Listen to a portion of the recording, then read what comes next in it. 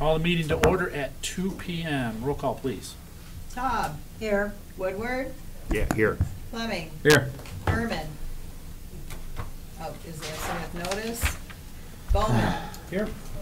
And Spiz. Here. We have a quorum. Great, thank you. Please rise and join me in the Pledge of Allegiance. I pledge allegiance to the flag of the United States of America and to the republic for which it stands, one nation, under God, indivisible, with liberty and justice for all. Thank you. Take a motion to approve the minutes from June 5th, 2018, moved by Fleming, supported by Bowman. Any comments, questions on the minutes? Seeing none, all in favor of the minutes? Please indicate by saying aye. Opposed? Minutes are approved. Take a motion to approve the agenda, moved by Taub, supported by Woodward. Any comments, questions on the agenda? Seeing none. Roll call, please. Nope. No? Okay. All in favor of the agenda as presented? Aye. Opposed? Agenda is presented, or agenda is approved. Public comment. Anyone here for public comment? Commissioner Bowman. All right. I would just like to take a brief moment to introduce some guests that we have accompanying us today for our economic and development meeting. Mr. Bonner, as well as some student volunteers with the Student Corps, GM Student Corps specifically, wanted to find a little bit more about what a county commissioner does. And I said, what better way than to invite them to a committee itself and to see it in its active state. So I'm hopeful that you'll be able to take away some information back to your communities and tell those all near and dear to you how hard it is that we work on a daily basis. But again, thank you. Thank you for being present, and if you'd like to introduce, please feel free. Sure, please. Thank you so much, and thank you for the opportunity to visit with you today. We represent the General Motors Student Corps. The program captures General Motors' passion for education and community service. These wonderful students from Pontiac High, 10 of which have been hired as summer interns for a 10-week period, where it is our responsibility as mentors, retirees of General Motors, who came back to speak into their lives and help the eye of their understanding to enhance it by sharing some of the blows that we've encountered through our career and through our life, some good, some bad. So we would like for them to just introduce themselves, who they are, beginning with Chris, please. Introduce yourself. Hi everyone, my name is Christian Anthony. Dr. Chris. Good afternoon, my name is Rudy Simpson. Rudy. Good afternoon. My name is Bacardi Johnson. Good afternoon. My name is Aaliyah Trice. Hello everyone, I'm Latrice Buckley. Good afternoon. I'm Marquise Graham Thompson. Good afternoon. My name is Zakaria Brown. Hello everyone. Good afternoon. My name is Adriana Ames. Hi, I'm Thaddeus Williams. And I'm Maddie Ellis, I'm one of the retirees, if you did guess. Wouldn't have guessed. Hello, my name is Madison Scarsall. I'm a college intern with the program. She's an interpreter for us between. I know what you mean. So thank you all so much for allowing us to join you today. We certainly appreciate it. Thank you for being here. Introduce the student we're putting to work here at the Board of Commissioners. Yes. Lena Torres. Hello. Welcome to our team. Thank you, Chris. Any other public comment? Seeing none, we'll get right to the agenda. First item is actually, I believe, a presentation. Yes. Department of Economic Development and Community Affairs, Community and Home Improvement Division. Carrie? Good afternoon. I have with me today Gordon Lambert, who is our Chief of Operations and Finance Officer, and Kathy Williams, our Housing Counseling Supervisor. So in the spirit of the Department of Economic Development and Community Affairs' intent to try to impart as much information to the committee as possible on our programs and services, it's real timely for us to come to you and share with you our 2018 draft annual action plan, which represents how we plan to spend the 2018 consolidated grant application money for Community Development Block Grant, Home Investment Partnerships Grant, and our Emergency Solutions Grant. So, and to all of you, we're going to be throwing a lot of acronyms out. So I would like this to be very informal. Many of you commissioners know us fairly intimately through our Citizens Advisory Council.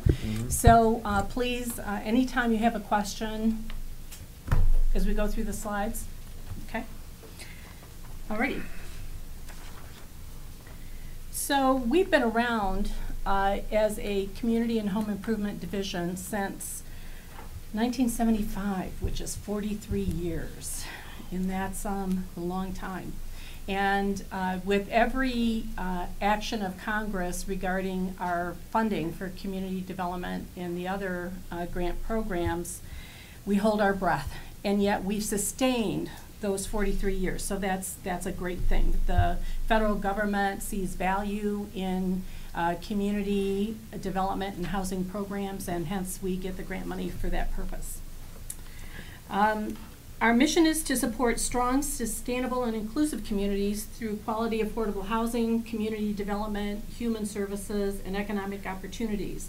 And everyone knows the communities in Oakland County are a diverse group of communities, some very, very sophisticated, some with minimal staffing out there. So our staff has worked with 57 of those communities in Oakland County, and it's not always easy to help them structure programs that would give them the maximum benefit to their low and moderate income people. So we work very hard to do that through the 3 programs that we administer. The next slide really is to give you a flavor over time of how the program funding has been sustained. Yes, we've had dips in funding, and we've had peaks in funding. But every year, for the past several years, we've been threatened with elimination, reduced funding, and some programs will be sustained and some won't. And we've been very, very fortunate that those programs have been sustained.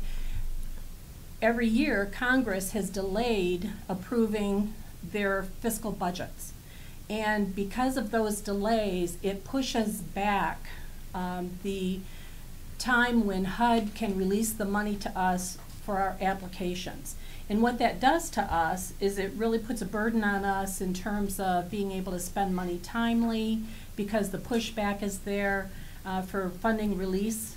And it also impedes our ability to put new programs online, to do much future planning, because we don't know if the programs are going to exist or not. And once you pull a new program online, you want to sustain it with funding.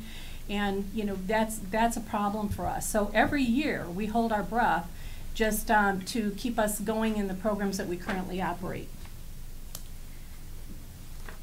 Okay. I wanted to start by showing you the grant application for 2018 and the funding associated with each of those grants. You can see the Community Development Block Grant dollar amounts. We have grant funds, an estimated revolving loan fund, and if you recall, the revolving loan fund is it is an opportunity for repayments of our loans to come back to us and generate new home improvement loans. And we revolve those funds to be able to sustain the program. The Home Investment Partnerships Program, that I'll refer to as HOME from now on, there are grant funds associated with that. Again, program income on the repayment of those loans, and then county match. The HOME program is, we have a requirement of a 25% match against all housing activities, and the Board of Commissioners has been very generous in allowing that match to come through the general fund. And that is the only source of revenue outside of federal funding that our division lives on. Otherwise, we are 100% federally funded. The last grant is the Emergency Solutions Grant, ESG in the future. And that is our smallest grant, but I believe it's one of our most important grants, because that program helps us sustain people in housing and helps the homeless. Okay, the 2018 Annual Action Plan.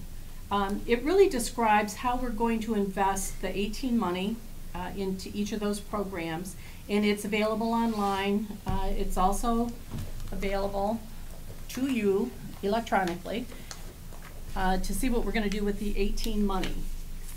Wanted to point out some key dates for you. The funding period of our program starts July 1 through June 30, and it's not consistent with the federal fiscal year. It is not consistent with the county's program year or fiscal year, and so it makes it very difficult because we're keeping records based on HUD's requirements, which is a July through June 30 date. We have a public hearing scheduled for July 18th. Citizen involvement and participation is very important to us, and through all of the, it's a common thread that runs through all of our programs and requirements. We will be submitting this draft annual action plan to HUD by August 16th. And so that's why we're here to impart the draft copy to you, answer any questions you may have as part of that citizen input, have a public hearing, finalize our action plan, and then it will be submitted to HUD in August. Okay, I'm not sure how many of you know exactly how the federal government allocates CDBG money to communities nationwide. We're considered an urban county, and that is because we have participating communities who aren't eligible perhaps to receive funding on their own from HUD. So we join together, and if we have a combined population of 200,000 or over, we are deemed an urban county. There are communities in Oakland County who stand alone independently with HUD and receive their own funding. City of Royal Oak, Waterford Township, Southfield, and Farmington Hills are examples of that. Pontiac is under a special joint agreement with Oakland County. They are eligible to receive funding from HUD independently, but because of some past monitoring findings and concerns, HUD asked us to join with them to help them administer their program. And so they are under now the Urban County program of Oakland County. There are communities that don't qualify for any CDBG money or choose not to participate with HUD. Communities like Lake Angeles, Bingham Farms, Southfield Township, Novi Township would be examples of that. And then there are small cities in the county that could calve off the Urban County program and join the state program under what's called a Small Cities program. That Small Cities program ends up being a competitive program, not necessarily an entitlement program, so MSHDA would decide who that money goes to and what their spending priorities might be. And those priorities recent has been economic development initiatives. So the national objectives of CDBG is to primarily benefit low and moderate income people, and we handed out, I believe, what the current income limits are. And so you have a copy of this to see what HUD's definition of low income is. And, or we eliminate slum and blight conditions in communities. When we join together as an urban county, every community is required to sign a cooperation agreement with Oakland County, and that's for a 3-year period. And the 3-year period really binds all of us together to receive community development block grant for a 3-year cycle. During that time, communities cannot opt out. They're ours. We like them. They like us. So we stay together during that 3-year period. Right now, the 3-year period cycle is 18, 19, and 20. So when it comes time for 20, we will be inviting all of our participating communities to join us again. We will also invite those communities that are independently receiving HUD money to join us. And then those who do not participate with us currently, we'll ask them to join us. They can decline, but that's what we have to do for HUD. Every 5 years, we have to produce a 5-year consolidated plan that identifies our housing and community development needs. We're currently in a cycle of 2016 through 2020, and we're in our 3rd year right now, 2018.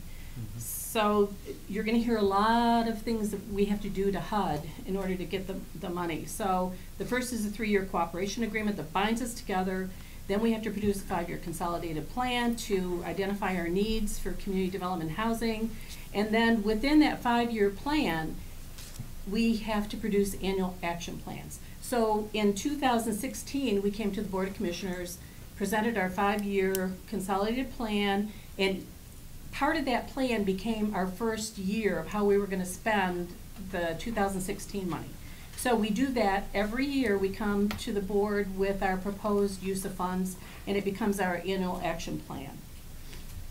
CDBG funds are allocated every year, so we have to apply for them and we have to receive approval for them.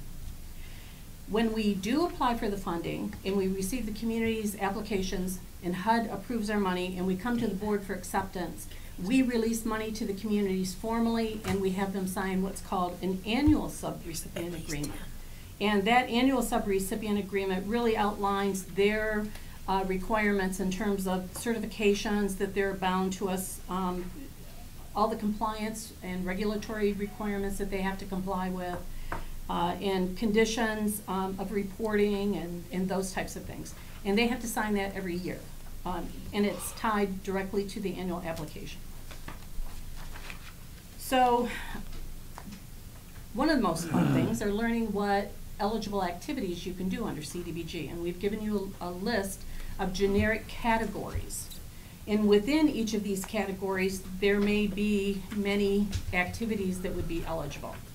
And for an example, public facilities and improvements, we do sidewalks, we do parks, we do ADA compliant improvements to facilities, streets.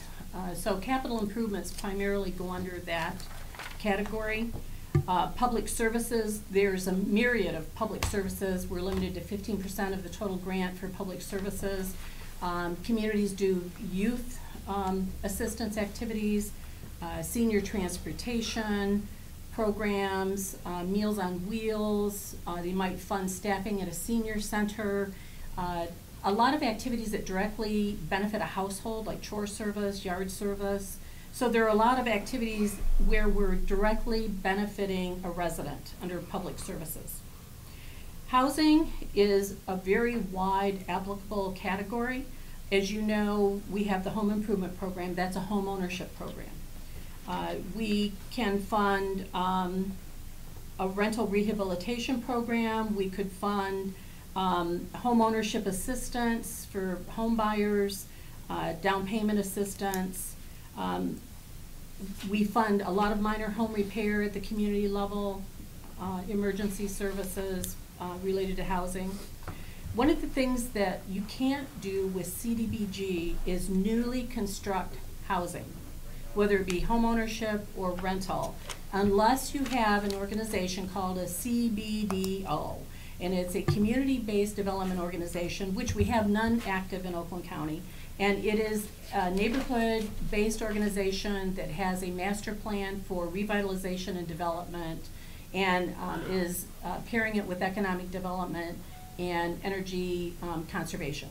So we have never had, in my lifetime with the county, nor have I seen a CBDO acting in Oakland County. Of course, you know, other things that we can fund are initiatives to affirmatively further fair housing, and certainly our housing counseling services. So that's just a broad brushstroke of the types of things that are eligible under our program for CDBG. So over time, there has been a long time sustained way of allocating funds in Oakland County. Not to say it's the only way you can fund or allocate funding, but this is what we've done historically. We deduct up to 20% for admin, which is the cap on admin. And of the remaining balance, we allocate 1/3 to the home improvement program and 2/3 to the communities by formula. And it describes the formula by population plus 3 times Lomond population divided by 4. So it is a ratio that then we apply to the 2/3 allocation for the communities to determine how much money they're going to get annually. And usually you will see that in our annual services and programs, except for this probably isn't the best example, because if you recall last year, you authorized us to allocate 100% of our money minus admin to communities, and we declined putting money into home improvement program because we were trying to catch up with ourselves and spending in the revolving loan fund. But it does give you a good idea of the types of activities each of your communities have been undertaking. And of course, in this document, you'll see a detailed project summary sheet for every project every community is going to undertake. So let's talk about the home program, home investment partnerships.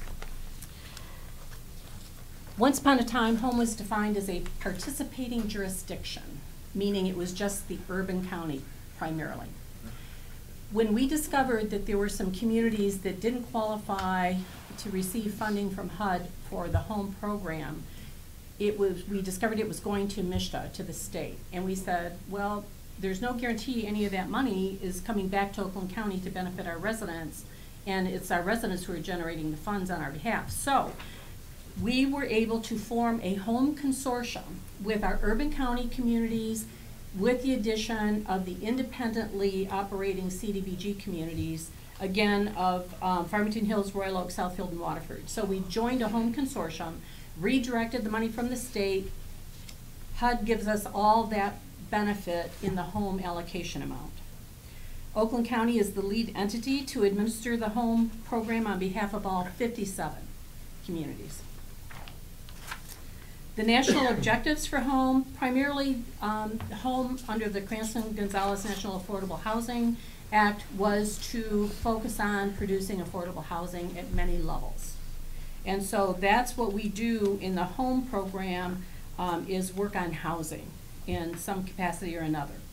So there are organizations called CHODOs, Community Housing Development Organizations, who are required to receive a 15% set aside of the home dollars, and that's an automatic distribution. We have 3 CHODOs currently operating in Oakland County. One is Venture Inc., who is a subsidiary of Oakland Livingston Human Service Agency, Habitat for Humanity Oakland County, and Community Housing Network.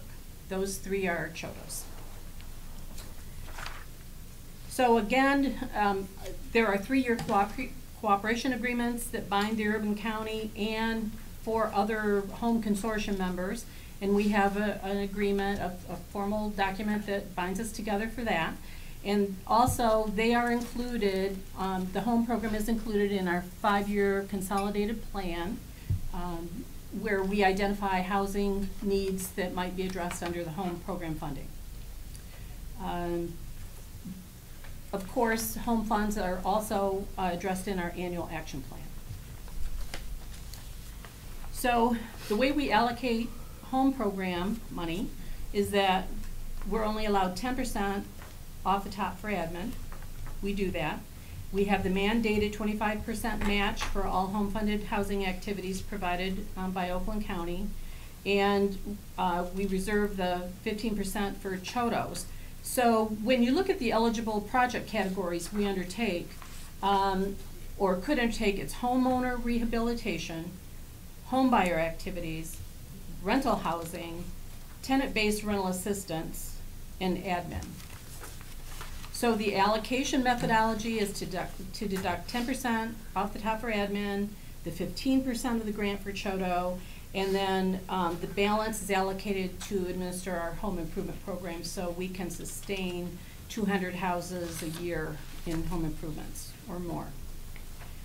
One thing I want to point out, if you recall, I said those 4 communities who are members of our home consortium get their own CDBG money, so we cannot spend any CDBG money that we allocate for home improvement to those communities.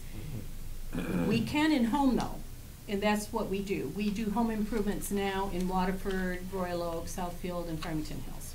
And they're very happy that we can do that. The Emergency Solutions Grant Program is short-term rental assistance to prevent homelessness. And there's no better housing need than trying to house somebody who's homeless. I mean, that is a critical priority need. We fund emergency shelter operations, and we allocate money for admin. The cap is 7.5. We have to maintain a data collection system in the homeless management information system. We fund that at 7.5%.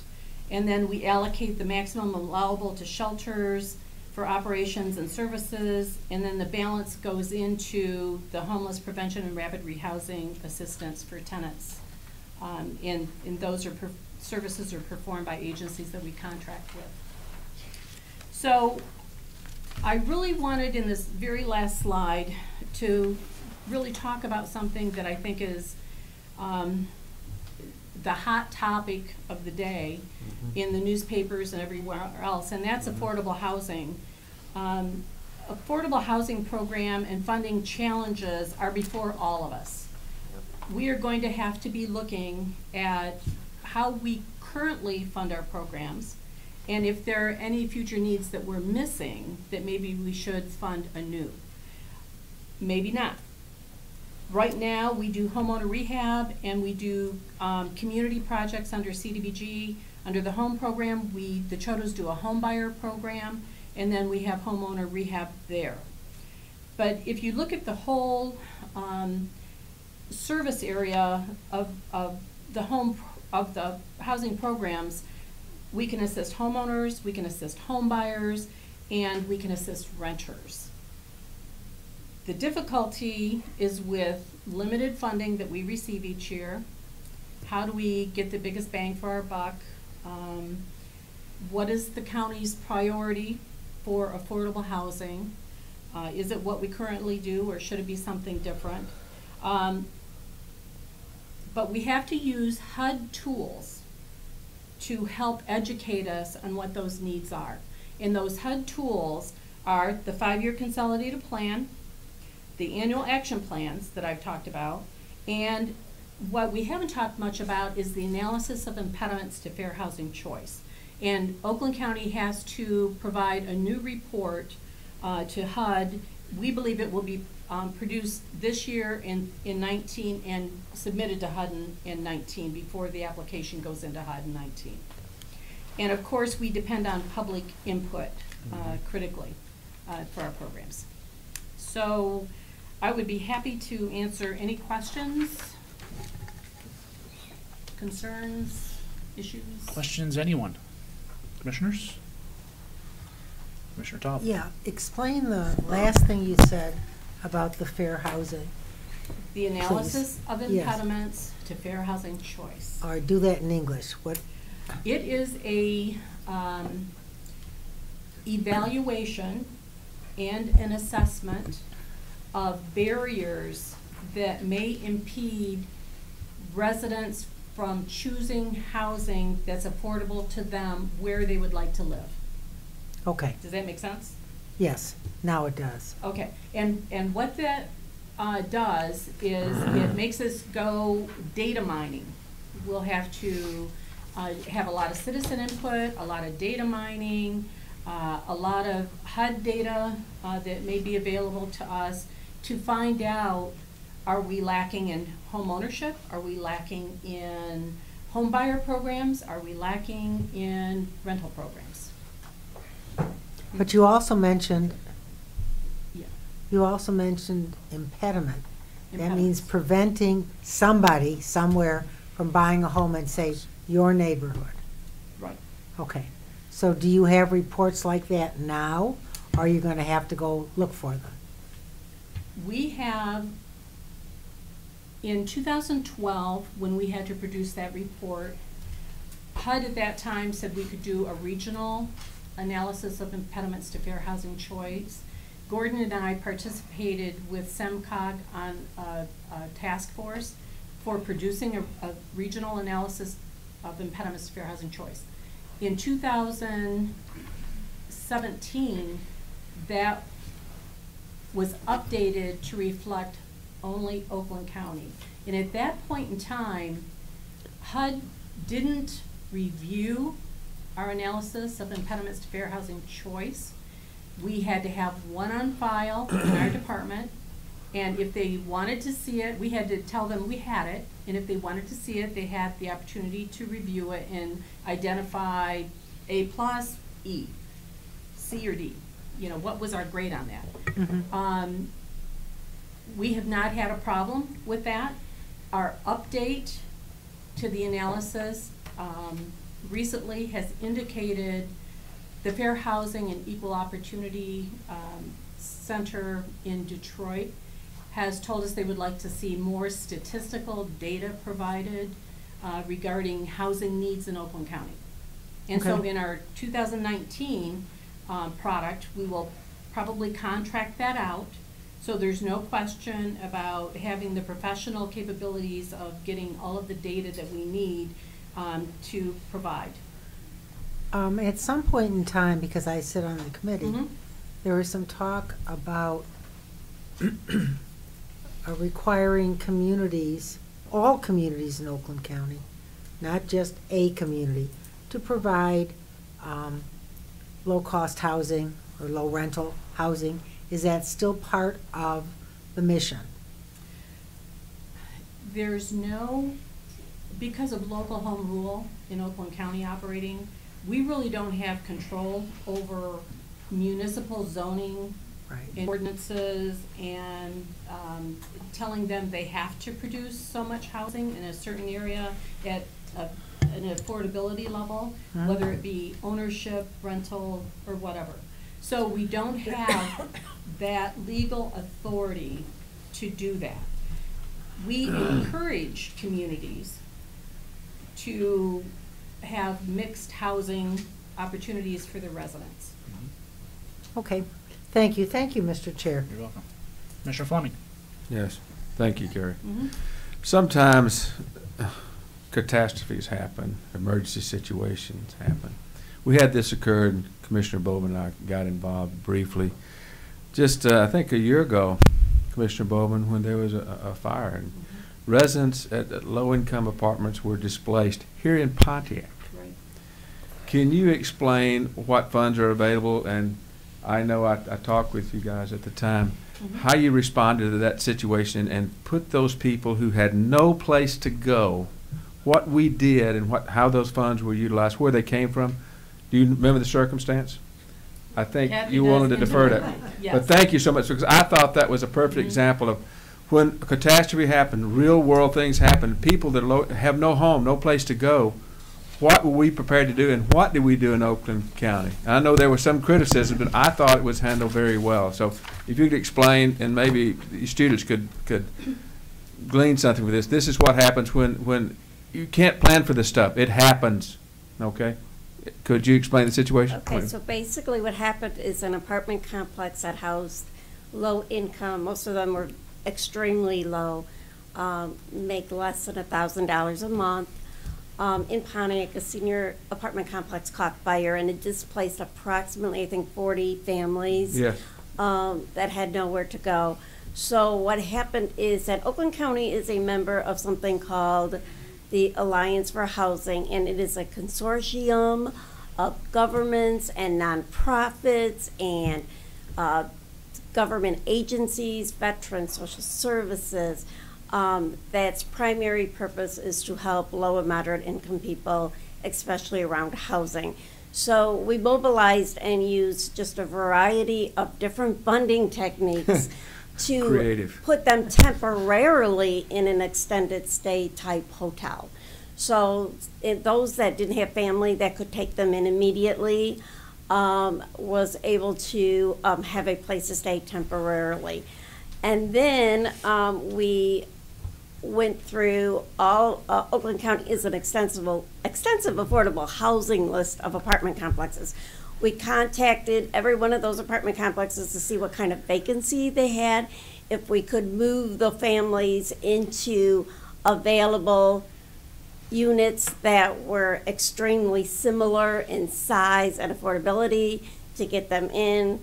Our Emergency Solutions Grant and some other grants we received from the Michigan State Housing Development Authority and nonprofits came up with moving costs and security deposits. So We worked with the Furniture Bank and Salvation Army and Red Cross to get the furnishings and took up donations. So basically, within just a few weeks, we were able to rehouse all of those families into very similar type affordable housing. But it took the work of county government, city government, nonprofits, just a lot of different agencies, all just working for the benefit of those particular residents. Thank you. That's so important that you know those resources are available at the county, but it wasn't in your job description, really. You hadn't planned to do that week when the fire happened and all these seniors were displaced. But it was an excellent job, and you had to pool resources and get creative, actually. But Commissioner Bowman and I went to that extended stay and met with some of the residents there. I remember some of them weren't happy. They wanted to get back in their home. They couldn't go back, and there was no place to go. So they were housed in a hotel extended stay and were fed during that time. And some local churches came alongside and did things. So it was a community effort. So when a catastrophe happens, you're there, you respond it, but it takes a whole community, you know, and it worked really well. Not everybody was happy, but it could have been a lot worse. Thank you for that effort. Commissioner Taub. Yeah, would you explain a little bit about how you're tearing down houses to abandoned houses, houses that aren't livable in what you do in areas, not just Pontiac, but other areas as well? Right. There are neighborhoods and streets and properties on those streets that are a health and safety issue to that neighborhood, street, and community. All of us have seen them, right? Mm-hmm. Boarded up. Carrie, could you speak in your mic, please, so everybody can Boarded hear you? up, maybe not boarded up. People, you know, going in and out of them, dangerous conditions. And so community development block grant funds can be used to demolish those houses and prepare the land for rebuilding or redevelopment.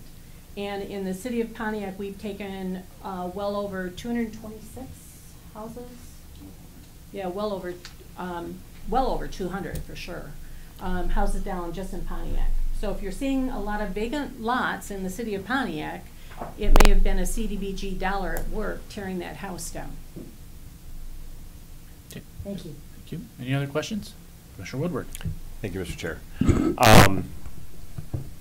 I mean, and Carrie, you and I've talked about this. Mm-hmm. I mean, recently. I mean, the plight of affordable housing, particularly for our aging population, but also other vulnerable populations, is a growing concern. And figuring out how do we align it with our economic development strategies, as we, help foster other development. It's like, how do we make sure that this is a place that all people can live, and everyone should be welcome and be able to live in the communities that they choose. So with this, the proposed plan that's out here. Because Oakland County has historically put priority on home ownership and less on rental assistance. In light of recent things, is there any shift in that policy, open to shifting policy? How do we change that policy to create an avenue to provide rental assistance as part of the mix of the affordable housing work that particularly home does, less CDBG? Two things at work. The first is that we have an opportunity to receive comments from the Fair Housing Center on whether or not there is, in fact, in their view, a need to develop affordable housing. That conclusion has not been drawn yet. The Fair Housing Center. Well, it's the Fair Housing Equal Opportunity Office of HUD. Got it. There was a complaint levied against Oakland County. Mm-hmm. We rebutted that complaint. We didn't feel some of the data or the legal ramifications that were implied were correct. And so we wrote a letter of rebuttal. We were able to justify, that our programs, in fact, are equal opportunity provided programs, and that we are assisting home ownership, a fair share of benefits to low and moderate income African Americans or Black households. When we get the response back from HUD, that will be an indicator of what we may or may not have to do. That is just one avenue. The other avenue is really in the analysis of impediments to fair housing choice. When we conduct that study and that assessment of housing needs in Oakland County, that will identify the categories of housing that we are deficient in. That's just part of the structure of that analysis of impediments. And that study is done by someone else, or is done by us, or do we supply the data and then someone else? We could do it in-house, but I think we prefer to have it done outside so that there is not a subjective opinion built into the study. Mm-hmm. But there's nothing that would prohibit us from allocating a certain amount of money going to rental assistance. I mean, it's one of the categories that we could do. So if we wanted to, we can make that decision. And then as we go through the process, the community hearing, where does the community hear? I mean, the public hearing. Yeah, where does will be where at the does it take? Executive Office Conference Center at 9 o'clock in the morning, I believe it is. July 18th. July 18th. Yep. I'll be there. There are not any dollars allocated to rental housing in the 18 action plan. There are goals that we always include that would allow for a substantial amendment or a reprogramming of dollars into new initiatives.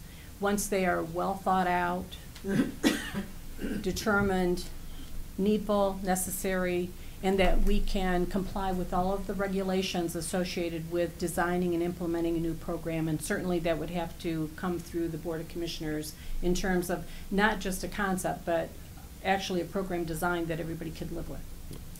So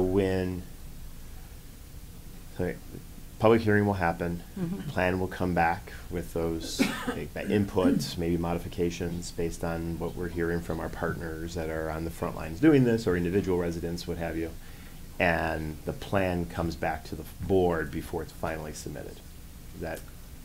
Are we talking about the action plan, or are we the talking about action the, plan. okay, Yes. the action? Or the action plan just go in after the public comment period? Yeah, we will receive public comment during the public hearing. We will incorporate those into the draft action plan. And at that point in time, we'll submit the plan to HUD with those comments in there. After we receive acceptance from HUD, there would be the opportunity, because it's going to take a long time to ferret out a new program initiative. It's not just something you say, okay, I want to do rental housing, or I want to do home buyer program, or I want to do this type of home ownership program, without a well thought out and agreed upon program design with capacity for Oakland County to implement. And that cannot be accomplished before August 16th, when the action plan is due to HUD. Rather, there would be an opportunity to move forward with a 19 application with a new concept, or So I guess I $2. understand like, thinking out a program, but there are model programs that are out there. I mean, got to do our due diligence and everything. But I mean, your assessment is that in like the 30 days or so that we have between now and when we have to have this plan, is there's not a way to do that. But couldn't it be added as we have the intent of developing this? I mean, we could include that and to lay it as part of the overall strategic objectives that. There is, as long as we have the words rental housing in the action plan, the intent is there. Mm-hmm. And I believe it is on page 29 of the action plan. It's in here. So On you page 29? committed to memory, that's pretty good. Yeah. I think she anticipated the question. You think so? Because she's awesome. But the analysis of impediments to fair housing choice and a true housing assessment is really what should be driving our decision-making process for establishing new policy. Commissioner Taub. Yeah, and in all fairness, in past years gone past, I've probably been here since right after Lincoln was shot. we decided in this county that people would much rather own a home than rent. That home ownership should be something that you'd like to have when you get older. And so consequently, there are other organizations in our county that do offer rental assistance, getting people in homes and such. Community Mental Health is one of them that offers this type of service for people with disabilities and such. So our goal has always been to get someone in a home, even if it's a modest home, it's their home. Let's work with HUD, let's work with Habitat for Humanity, let's work with some organization so people can have a sense of dignity and move in their own, very own home, not always having to pay money to a landlord. So that, and I understand that. And no. But I also understand the need for rental subsidy as well. But that program has to be developed. You just can't start giving money out to anyone who has their hand out. You know, it has to be approved, and Kathy's going to have a whole bunch of stuff to do, and so on and so forth. So Thank you, that's Commissioner. thank Did you. you want to add to that? Yeah, Sherry, don't we have a rental assistance program already in place? Under the Emergency Solutions Grant, please don't discount the fact that we're providing short-term rental assistance Yes. for people who are homeless or going to become homeless and need to be rapidly rehoused. And there are also communities who allocate some of their public service dollars to subsistence payments, paying rents, utilities, and some other things at the community level. And so does youth assistance. I forgot that one. Yes. Commissioner Woodward's next. Yeah, so, I mean, it's probably not a surprise to most people around this room that this is an area that I'm very interested in probing further. I do want to, take a little bit of exception, this idea that there's no dignity for people who rent. The reality, okay, so there are structural limitations. Poverty and low wages that make it very hard to come up with the down payment, or even if you can come up with a payment, but then also be subjected to permanent PMI insurance and other things that just make home ownership very, very difficult. And being able to have housing in our communities, with great schools and other things, needs to be a priority. And so we've talked a lot about affordable housing, and at this moment I don't need to necessarily delve in further, but I am interested in figuring out what is the best way to appropriately engage that process, to look at what models that are out there, what are things that are fairly easy to replicate versus much more complicated. What are the limitations to these things? Because I think it's not an either or. I think it's a mix, and to really meet the continuum of housing needs that exist out there. And I think, frankly, improve affordable housing in our county is really what my motivation is. So I'll leave it at that. But I guess there was a question in there, like, how do we formally stoke this conversation? And I have to imagine there's already conversations happening right now, but what does that look like? And more specifically, is it our representatives on the advisory board? Is that where it happens? Are there other, some of us who are not on that, is there a way for, how can we participate in that? Is it worthwhile to convene, I don't need another committee, but a deep dive into a full exploration of all these ideas so that we can make informed decisions and to make recommendations when we formally approve a plan. Commissioner Taub. Other thing you didn't mention, Kathy, I think you're the best one to talk about this. Kathy is the expert in home loans, and we have 3 certified home loan, is that right, Kathy? Housing counselors. Housing counselors, nationally certified. But one of the things Kathy and her group will do is, regardless of your income, whether you're very rich, average, or struggling a bit, if you want to own a home, free of charge, you make an appointment with Kathy, and she will tell you what kind of home you can afford, what kind of payments you can afford. Do you want to talk a little bit about it, Kath? Sure. So our division has what we call a housing counseling unit. We believe that informed housing consumers have the greatest success rate, no matter what we let you explore your options so you can make an informed decision. We let you know, if, for example, say you're living with your parents, you want to go out and rent your first apartment. What are they going to look for? Do you know what's on your credit report? We'll help you pull a credit report. We'll explain to you how that works, how you can improve your credit so that you can get it what you can afford as far as a rental payment.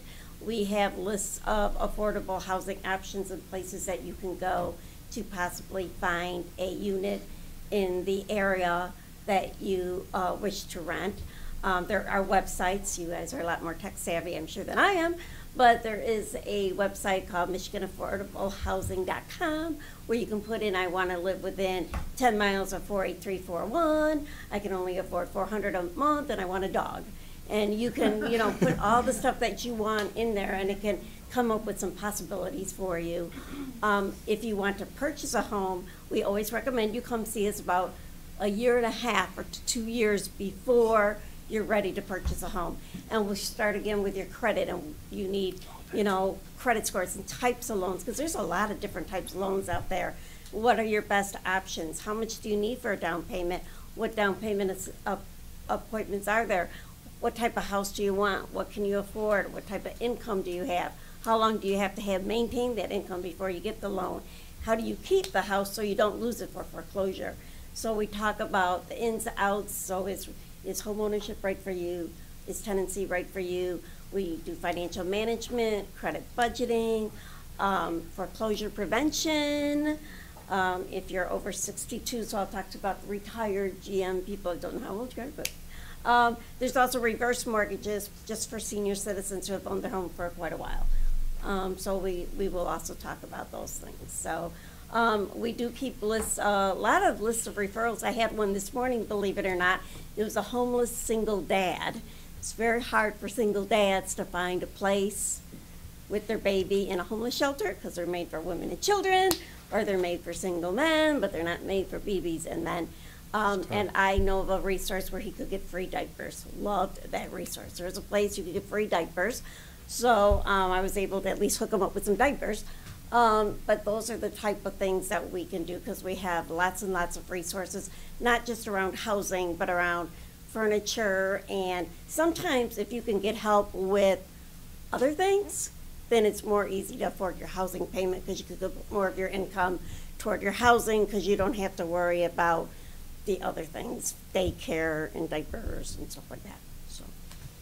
Thank you. Commissioner Bowman, did you have a question? Question, comment, a little bit of both. I just wanted to reflect briefly on the impediments to obtaining fair housing. In that particular report, that was really kind of the first time I've heard us lean upon there being a report available and really using data to support such a report. And so my first inquiry would be, the availability to review that particular report. And my follow-up question more so relates to our correspondence to the findings of HUD itself related to our funding practices and our procedure going forward. We noted that we have the upcoming public hearing. That's essentially step one in getting the community's correspondence. But I'm interested in making certain that we're not particularly reacting per se to HUD's finding and have some sort of framework or direction to move forward in terms of even adjusting our current policy of that 100% allocation to the homeowner direction. I often find that when it is reactionary, it essentially isn't well thought out and isn't timely in terms of being able to produce or facilitate a comprehensive program or initiative. And so I'd like to maybe get some more background in terms of how we're structuring ourselves to be successful in terms of compliance. Because as I read through our response letter, ultimately it's requesting HUD to rescind their findings and to find us in compliance. I think that is a hopeful position and ultimately puts puts us at a disadvantage in the event that we have to react to what their findings are. And so I'd like to just maybe get some more detail on how do we begin to structure an initiative to be in compliance with what HUD's findings have asserted thus far. Okay. The first consideration is the analysis of impediments to fair housing choice, and the update is on our website. It's in one of the slides I produced the website under publications, and you'll find it there. We don't know what HUD, Fair Housing and Equal Opportunity, will come back at us with. We understand they will respond to us by sometime in August. Okay? Set that aside for a minute, because you're absolutely right. That is not what should drive us. It may have to drive some of what we do if they come back and not rescind, you know, their complaint. When we start looking at initiatives, we look at resources, we look at need, we look at other resources that are already funding a given activity. So there will be a study of sorts on housing needs, and there will have to be input from our Citizens Advisory Council, certainly from the Board of Commissioners, and the analysis of impediments that will be coming up will be a housing needs identifier for us as a baseline for us to say, we need to look at this or we need to look at that, because these are holes. So essentially that impediments report is going to be pretty indicative in terms of identifying where there are some focus areas that we need to be directed. And one thing that nothing has done in the past is considered existing other HUD resources that are already addressing a need that has existed. And we need to take into consideration other resources as well when our grant funds are limited. That's a perfect segue, Commissioner. CDBG today is Microphone, funded. please. I'm sorry. Thank you. It's for those on TV watching you. CDBG is funded at today's level as it was in the late 1970s. I want to repeat that, the 1970s. So if you can buy a car or do whatever you're going to do with wages at in the late 1970s, I wish you well. So all this discussion about giving a great deal of money to rental or other programs has a great deal of merit. We're not discouraging that. We're just encouraging thoughtful, professional dialogue and discourse. But in reality, it's a zero-sum game. There is only so much money. And we have a revolving loan fund that is beyond comprehension in any other community. It funds a great deal of work in our communities.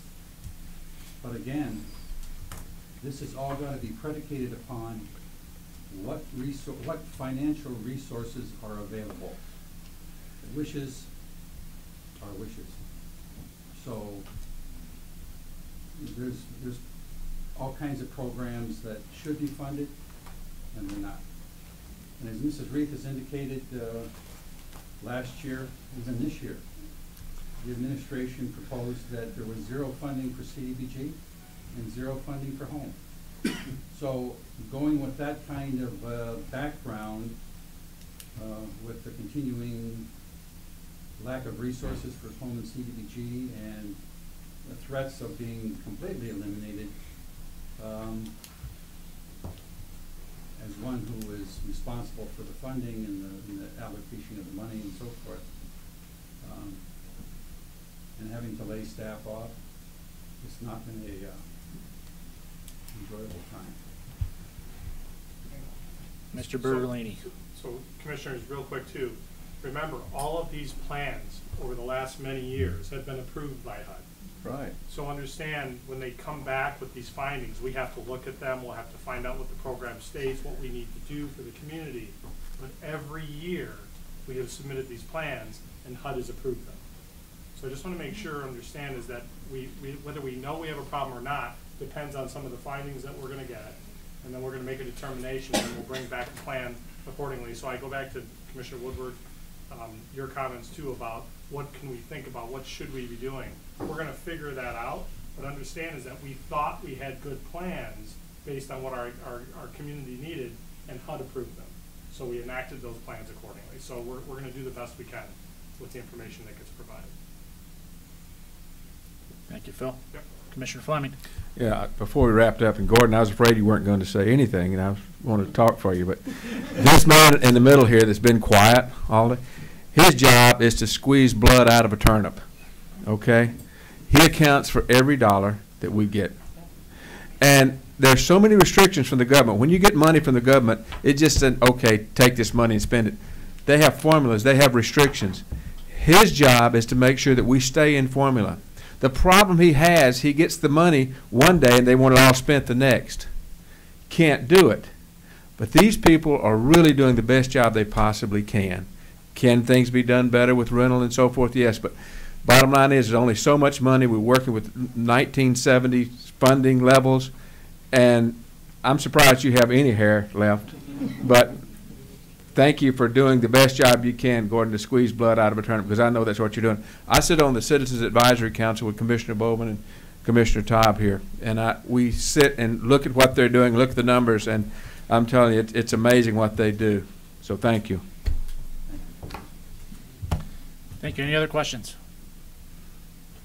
Seeing none, thank you very much. Appreciate all the input. We look forward to your input. Yeah. Oh, take a motion to receive and file the materials, information. I move. Moved by Fleming, supported by Bowman. All in favor? Aye. Opposed? All right. Information has been received and filed. Awesome. Moved on to item number 2, miscellaneous resolution 18251, Board of Commissioners. Resolution urging regional leaders to continue discussions related to improving transit in Oakland County and the region. Moved by Woodward, supported by Bowman. You want to open floor with comments? And before you start, I'd like to ask, I don't know where Mr. Bertolini left the room, but if you wouldn't mind, I'd like to have them sit at the end of the table, since they have a lot of information. And Mr. Dado, if you wouldn't mind sitting at the end of the table, and if needed, we can bring you into the. He's not allowed to do that.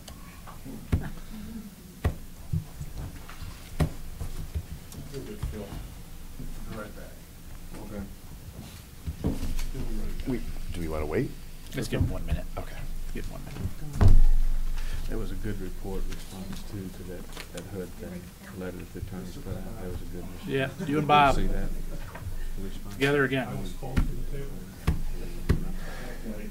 a good response. Okay, Commissioner Woodward. Thank you, Mr. Chair. I think it's a pretty short and simple resolution. And I think in the conversation that this region is having, that the need for improving transit is necessary to our economy, it's necessary to our aging population to be able to get to the places they need to go, whether it be for healthcare or a variety of reasons to stay connected to our community. It's necessary to help ensure that our students can get to school, particularly higher education or other job training opportunities. And it's absolutely imperative as it relates to the needs of a workforce in the future, where millennials are looking for increased mobility options. And as a region that we woefully underinvest in transit in areas that have done a better job in this area. Now, that all being said, we need to move forward and do something that is a plan that's the right plan that moves things forward, and I think we can have a lot of disagreement around that, and with the goal of working towards consensus to figure out how to do that. This resolution, I think I will say it, as an Oakland County leader here, that improving transit is important to this region. I think it's important for the board to signal that that's important. Getting into the weeds and the details and all the other type of stuff, we can have that conversation, but the reality, we don't sit on the RTA board. But I think it's very important that we send a message that Oakland County does think that improving transit is important. And really this resolution and its bare form, calls on our regional leaders. I would say that that reaches beyond just those who appoint people to the RTA, but that frankly all of us play an active role in developing a plan, identifying a funding stream to do this in a right way that presents what can be possible and reliably be possible to increase frequency and connectivity and affordability and all those types of things, in addition to a reliable funding stream to make sure, all that's possible so that we can sustain this for the long haul and really move this region beyond where we've been stuck, and frankly my entire life, stuck and not being able to move forward in a way that I think we actually do have the capability of, that our young workers are demanding that we do. And frankly, someone who's looking on the horizon, the transit needs are going to grow exponentially, and we've got to be able, we need to be nimble and responsive and proactive in how do we address them. And so our healthcare systems, our leadership is coming. Asking that we show leadership. Our business community has shown in a strong voice that we need to take action. Our young people are calling on us to take action. Our aging population is increasingly going to call on us to take action. And so how do we help be a driver of making this possible? So that this resolution calls on that without endorsing a specific plan. I think there is work that still needs to be done. But my hope is that we create urgency and we don't quit, and we produce and yield a product that even if it's not 100% that every individual wants to get behind, can get behind, it's something that moves the needle in a measurable way that improves transit in this region once and for all. Mr. Bernalini, would you like to give a quick synopsis or update on what's going on right now? I know you guys are in discussions. The commissioners, I am involved in those discussions right now with Wayne County, the City of Detroit, Washtenaw County, and Macomb County. We just spoke today. The discussions are ongoing. It's not something that stopped. We didn't walk away from the table. As a matter of fact, we're the only county, I believe, that sent our planning and economic development people into the field, especially in northern and western Oakland County, to find out what those governments needed and what they would potentially need from a transit system. So we are at the table. We are discussing right now about what's going to happen in the near future with the RTA and whether they vote on the plan. We are going to request, and quite honestly, we're going to demand a reduced footprint, a taxing footprint that would include the smart opt-in communities. We've already talked about that with the group. We've talked about the fact that the enabling legislation for the RTA needs changes made to it for governance and for other aspects that we've outlined what those need to be, and we're working actively to make that happen. So I just want you to understand is timing is everything here, and it's not going to get done right now because it's in the process of being discussed. Legislative change is going to take some time, but we are all actively at the table, and we all spoke this morning about the fact of what we're going to have to do to move the effort forward. So we have not left the table, and we are discussing what to do next. Okay, thank you. I believe the resolution in front of us still has a target date noted on it of November 18th. I believe there's been discussion about a potential amendment to that, so can I entertain a motion to amend the resolution as presented? Moved by Taub, supported by Fleming. Do you want to discuss the amendment so everybody around the room and on TV is aware of it? Yeah, I can do that. The amendment's pretty simple. We're just striking the words and with the goal of letting voters decide in November of 2018. Because originally we were driving this to get this on the ballot for 2018. I think we're all aware we'd like to have that, but it's not going to happen. As I was talking with Commissioner Woodward before the meeting, it's like trying to get in the race, and the horse is RTA, and it's lame. It's not going to make it to the gate. We'd like to, but we have a lame horse. So there's another race in the future. Let's don't bring a lame horse to the race. Let's don't bring an old gray mare. Let's bring a young filly, and that young filly is going to require the state statutes to be changed. It's going to require a number of things, okay? Describe what you want, but we have to have a different plan. But we all see the need for regional transit. No one's discounting that. But we know it's not going to happen in 2018. We wish it could, but we're not there. So let's continue the discussions and real discussions. And I agree with Mr.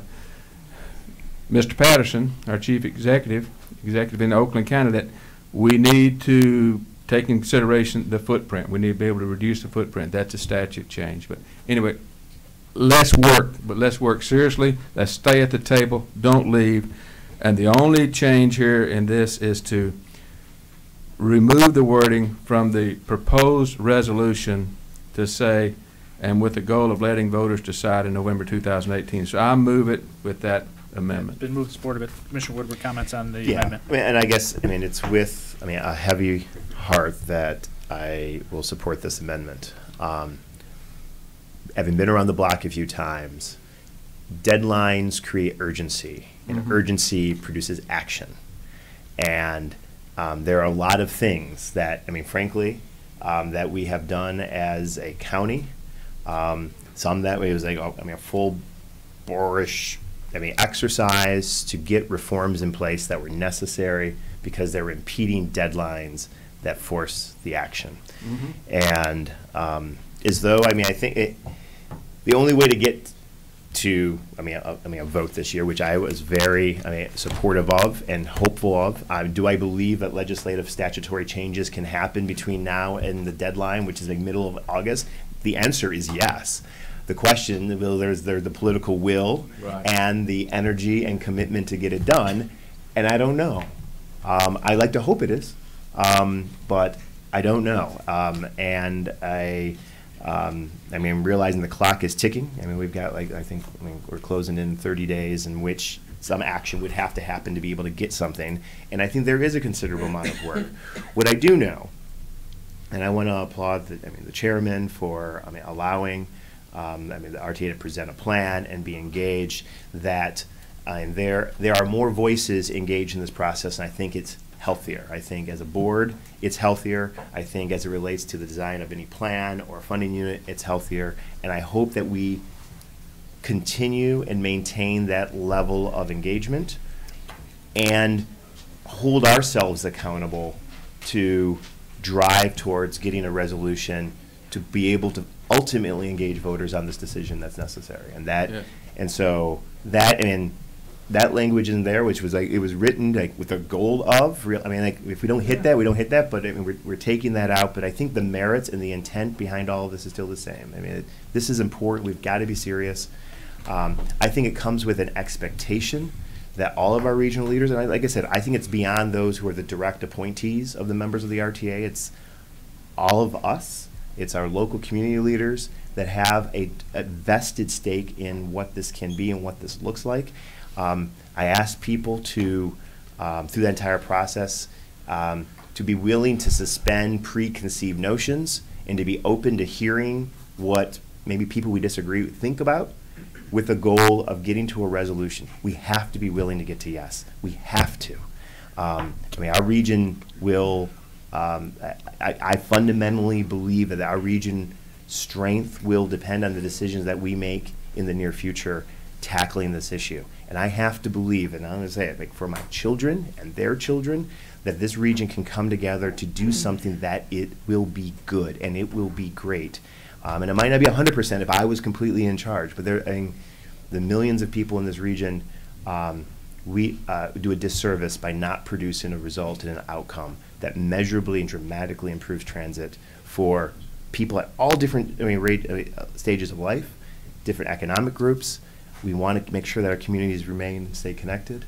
And I'd like that our board can speak with a unified voice to really call on that and then lean in. This is not like we wash our hands of this. That, right. That really, to me, that stomaching this amendment is, an assumption that all of us around the table remain engaged and be supportive of our representatives that are on the RTA and have as this was designed in a bipartisan way, that we have very fluid conversations and that it's not, it's not like something done to us but we are part of its creation, and all of us have stake and claim in making that happen. So that is my hope.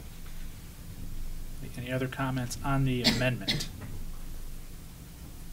Mr. Burley? Yeah, so there is a political will, and there has been for quite some time, and we've been at the table for a long time, and Jerry Poisson has labored over this for years, and especially these last many months.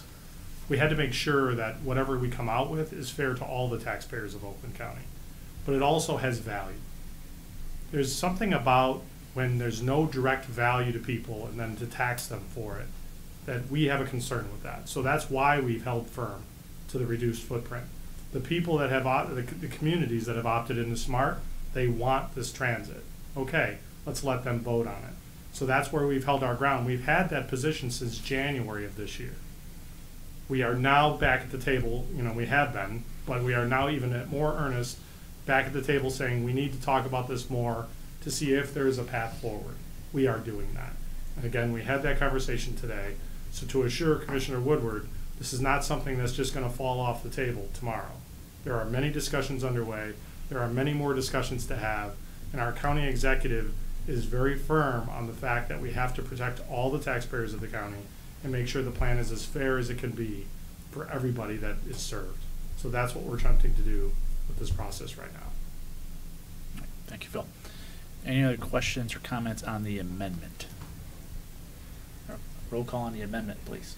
Taub, Yes. Woodward, Yes. Fleming, Yes. Bowman, Yes. Spiz. Yes. Motion carries. All right, the resolution has been amended. Any comments on the resolution as a whole as amended? Commissioner Taub? Yes, thank you, Mr. Chair. Okay, so one of the things that we need to have happen is, just as you said, those who don't want it aren't gonna get it and they're not gonna pay for it. Okay, in simple words.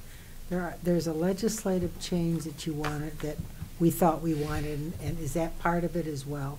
Well, the legislative change that there's many, but let me go to we want the opt-in communities that have already opted into the SMART system to be the communities that vote for this effort. Okay, But we have not specified that we are looking for an opt-out provision in the legislation. That's not Okay. something that we were after. We're after that the opt-in communities. If other communities would like to opt into the footprint, then we're okay with that as well. But they have to opt in. If they opt into SMART, they're going to be part of the opt-in communities that would be in the taxing jurisdiction or the taxing footprint. So that's where we are on that issue. okay. And no other legislative changes? Well, no, there's a bunch. Okay, so I think. There's a bunch in there. There's governance as far as voting structure. There's issues with procurement. There's other issues with what happens if you don't adopt a person on the board, then all of a sudden you're not represented. I mean, there's a bunch of issues in the legislation Okay, so- that we want to fix. Okay, so my suggestion is, if I may, Mr. Chair, is that all those things come and we get another resolution out that goes to, excuse my throat, it's bad, goes to general government, and we have an option to vote on that as well. It's just not yay or nay. If we support this, there's another step. Does that make sense to you? Well, we have a working group together, so I'm currently working with representatives from each of the counties in the city of Detroit to determine what that language will look like. And Jerry is heavily involved. We're all involved. Bob's been very involved in looking at the plan as far as the finances go and other issues. So we're going to put all that in the middle of the table, and we're going to have to sift through it all to find out what really needs to happen. That's why the timing is what it is. And Commissioner Woodward, I don't disagree that things can get done quickly in the legislature. This isn't one of them, because there's so many disagreements, I think, about what needs to be changed. There's going to have to be a number of meetings to smooth all that out before we get to that point. So we can't start today in the legislature to get things done. It's going to be a while down the road. But there is discussions about the timing. We are discussing when these meetings are going to happen. And quite honestly, I've only been in 2 of them, but they've been back-to-back in weeks, and it's going to happen frequently from here on out. So. But I don't have all the legislative changes right now, Commissioner Taub. Okay. And we're after. I do have them earmarked, but we haven't even begun to vet those. And Okay, so we will know when you get them, so we can say yay or nay or whatever. Okay. The other part is something that has been of concern since I've been talking to residents in my district. I have some opt-in and some opt-out communities, so it's kind of whatever. most people don't understand two things. One, they think that we're substituting the regional transit for SMART. And that, you're correct, that SMART is integral. If the RTA, whatever plan comes forward for the RTA, if SMART is not there, the plan fails. Right, okay, so. The SMART vote that's coming up in August, the opt-in communities need to get behind that vote, because if the SMART millage fails, there will be no RTA plan. Right, but I get that, but people don't get that. When they hear RTA, they think that it's a substitute, another bus system, let's put it that way, for SMART. That's one thing. And the second thing that I'm hearing in my communities, all of whom border Woodward regardless, is we like SMART. It's already working. I hope they vote for it. Maybe they won't. But we like it. It's working. What do we need another transit system for? So those are the, I don't think people, well, anyway.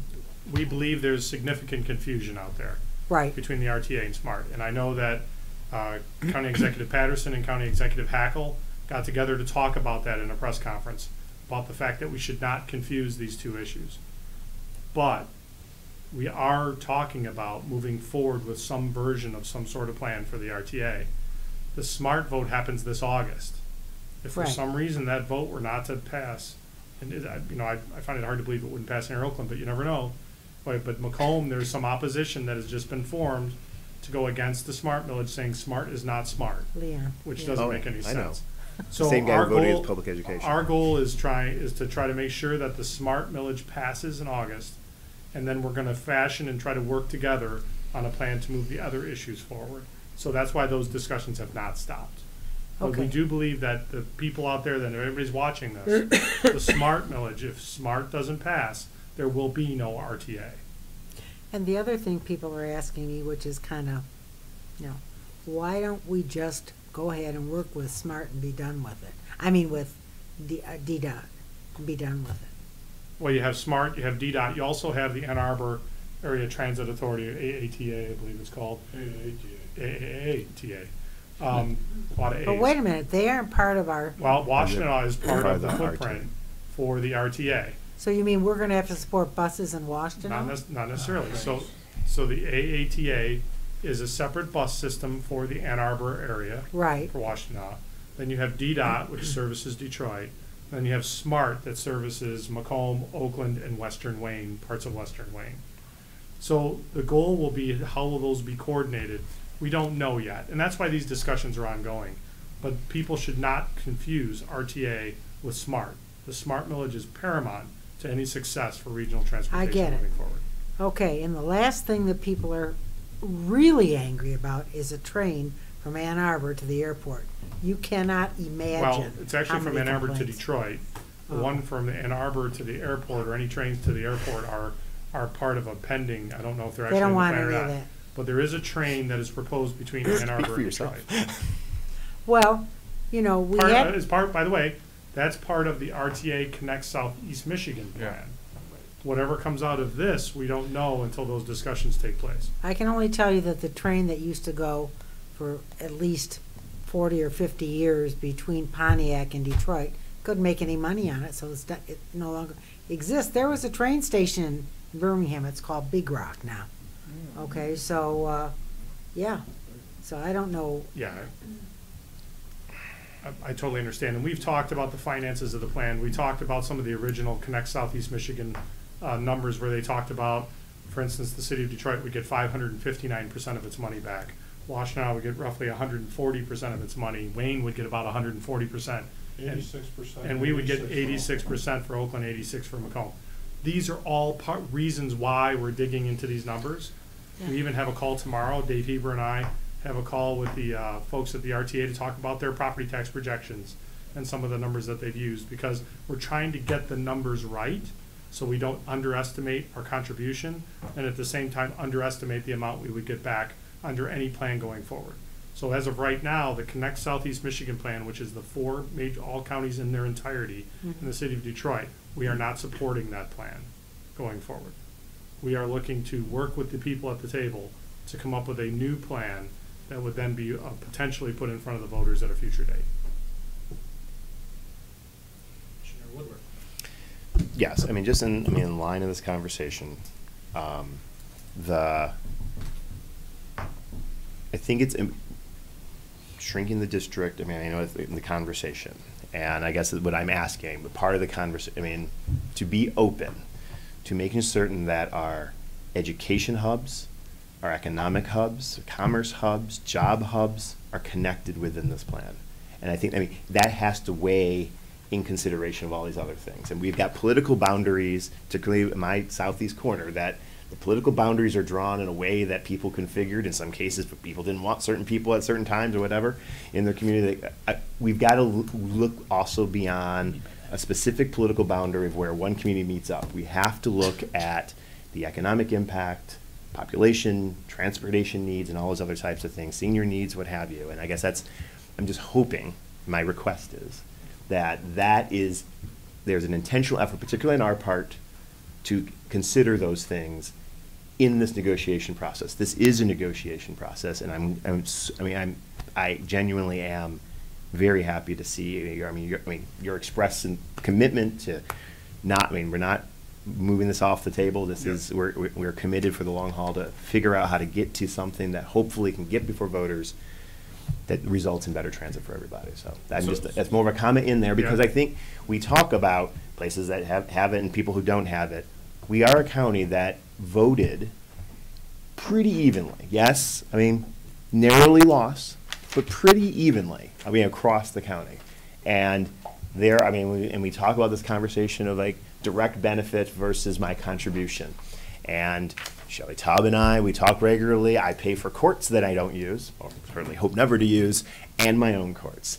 And I pay for parks that I don't necessarily use, and my gas tax is paying for roads in areas of the county that I don't use. But roads are important to our county. Parks are important to our county. A judicial system, granted, the court thing is still like a thorn in my side, but is important. And that, I mean, that to me is the lens. Like, this is important to our region, and having it available for people to use, whether it directly is a frequent route going by your house on a regular day, is not the same as saying there's no benefit for me. Because when it's good for my economy and good for my employers and good for jobs, that's good for all of us.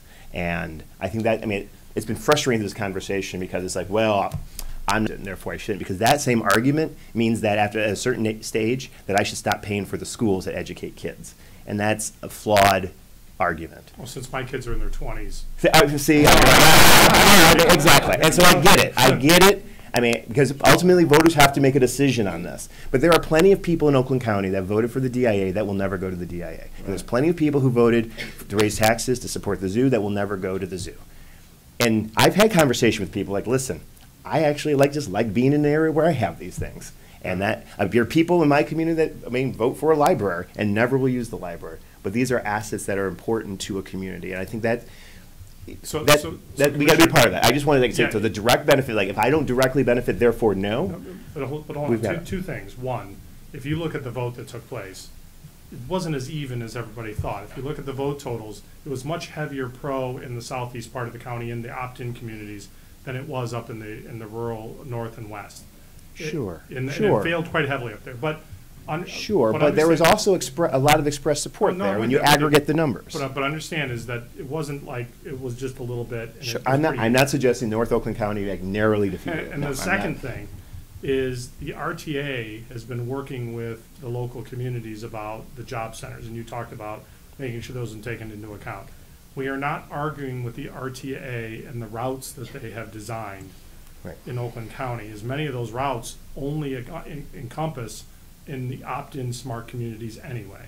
There's only a couple communities where there's routes that actually go into those that are not opt-in. So I believe they have done some of that, but we are keeping our eye on that as well. And there was feedback. I actually attended the feedback sessions in Oakland County, and so we were able to listen to some of that. But as far as going forward, we have to make sure that we have the right taxing footprint, we have the right governance structures in place, and then we look at what this means going forward, because it is a 20-year commitment. Once this infrastructure starts to get built, it's not like they can stop building it, or they can change and decide I'm going to put a route over here because this one didn't work. So these decisions have to be pretty clearly marked early on when we go out and they start to build. So we are looking at all those as we discuss this. Thank you. Any other comments, question on the resolution as amended? Seeing none, roll call, please. Woodward, Yes. Fleming, Yes. Bowman, Yes. Todd, No. Spiz, Yes. motion carries.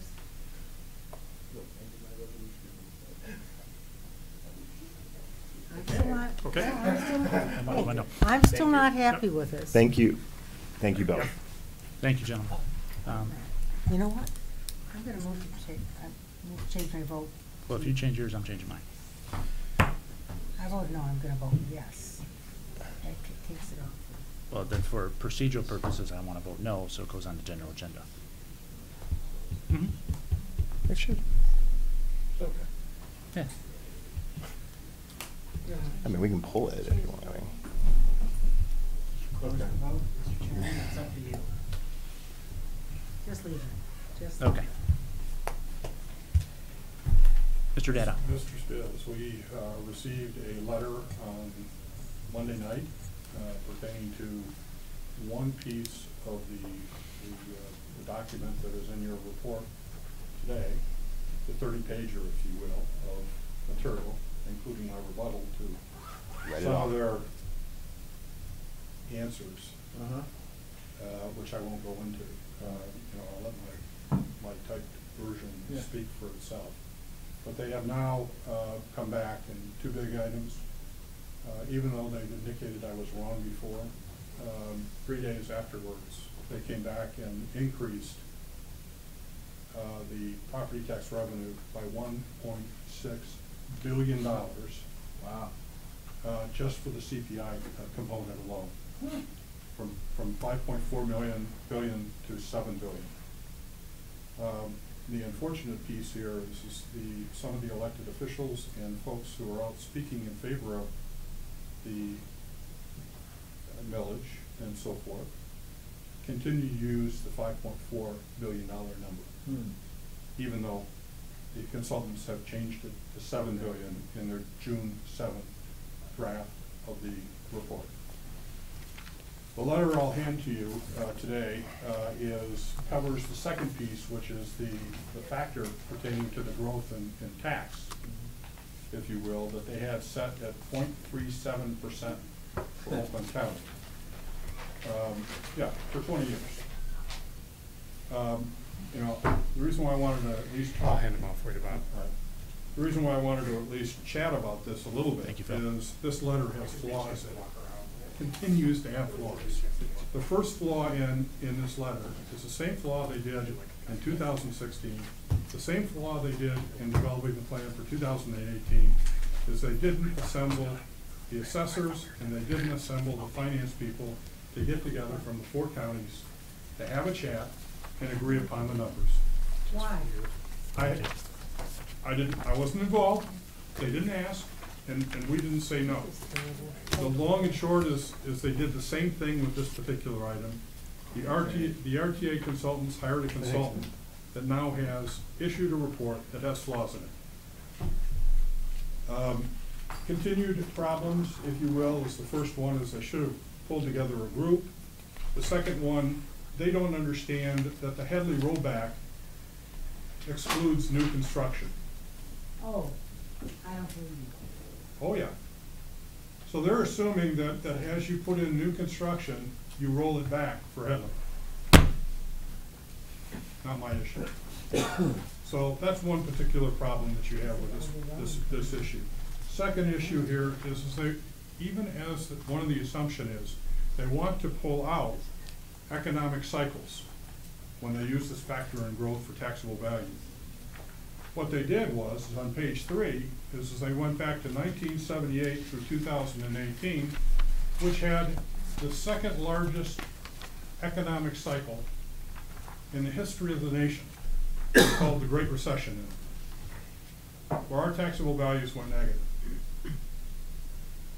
If you exclude that particular item, because they excluded it in their assumptions, but they included it in this letter. Unbelievable.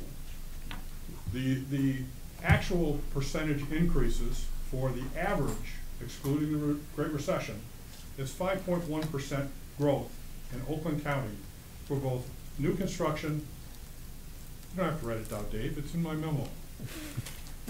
I'm looking at this new one that you said. Yeah, no, in my. I understand what you were saying before, but I mean, you're talking, I was writing this down as reference to this. Yeah, 5.1 for both He CPI likes and to new take notes. construction. The median was 4.58. The problem is, I don't think they understand that the new construction is excluding the headlight, it's not in the formula. Long and short here is that I used 4% in my projections to be conservative. I could have used 5, could have used 4.5. I used 4. And we still had significant underfundings. So to that end, I'm going to put together a response to this letter. Please. And I'm going to ship it out to you, Chairman. Please. And if you could, forward it along to the committee members as well. We'll make sure it gets done. And there's other issues, but in the interest of time, I appreciate that. And this is also the discussion that Dave and I are gonna have with the RTA people tomorrow at noon to discuss the origin of the numbers, because there are some issues where we had talked to them and we don't understand where they're coming up with some of their projections. So we're gonna talk to them and vet through this some more to make sure we totally understand where they're coming from. We believe a 4% increase per year is conservative. So we're trying to find out. And by the way, that serves two purposes. If you underestimate the base, the taxpayers won't know what they really need to pay. And the 85% that we're supposed to get back under the RT legislation would be understated as well. So we're trying to make sure that this base and the appropriate growth is in the documentation ahead of time. But the reality here is both for the CPI and the taxable value, as they told me I was wrong in an email string with the Wayne County folks. I had a rather back and forth with some folks here. It is quite interesting reading. They told me I was wrong. They corrected, invalidated the errors I observed in their report. Oops. Thanks, Bob. All right, thanks, Bob. I appreciate that. Look forward to your memo. You cut me off? Really? All right. Okay, just a question to insert into that conversation. And I Commissioner probably be very, simple. So, when I've asked the question, and like, this committee met and started spurring conversation, and Bob's rebuttal to that, and I assume this is the product, the response to that. And No, actually, this is different. This is different. Okay, well, this is to us. This is our discussion we had about the forecasting of property. Got it. Okay. This deals with the factor issue in the housing unit alone. Yeah. Okay, got one it. of the issues in Okay. the 30-page. Yeah. So, but in the question I asked, I've asked the question, like, where do these numbers come from? Like, what is the basis of this? And I've been told that these are SEMCOG numbers and the SEMCOG modeling. Well, SEMCOG modeling in regard to housing starts. So they did not get their growth numbers from SEMCOG. They estimated the growth numbers based on the previous year's assessment increases, according to them, based on what they saw in unit by community, and then they rolled it up. The problem is they tried to spread one factor across the entire region. And if you look at the counties in this memo, you'll see they're all over the board and as far as growth. So what we did, Dave and I had a conversation with them and talked about the forecasting of property tax revenues. And when we were done, there was agreement, and then they asked, they validated with me that 4% was a good number. So now we need to go back, and they're saying based on their 4% numbers, they would need to increase the millage rate to 1.64. So my question was, where'd that come from, and what numbers derive the cost versus revenue? So there's a lot of questions we have. That's what our call is tomorrow to go ahead. We actually provided to the folks from the RTA and the consultants the same documents that we did the finance committee and explained on the Headley rollbacks and everything. So we walked them through it, and then they're going in the right direction. Yeah, we're getting closer. It sounds like there's still a lot more discussion to be had on this topic. The discussion should have occurred before the plan was drafted. I think many agree with that. All right. Can I receive a motion? Can I have a motion to receive and file communications? Moved by Taub, supported by Woodward. Any comments, questions on communications? All in favor? Oh, go for it.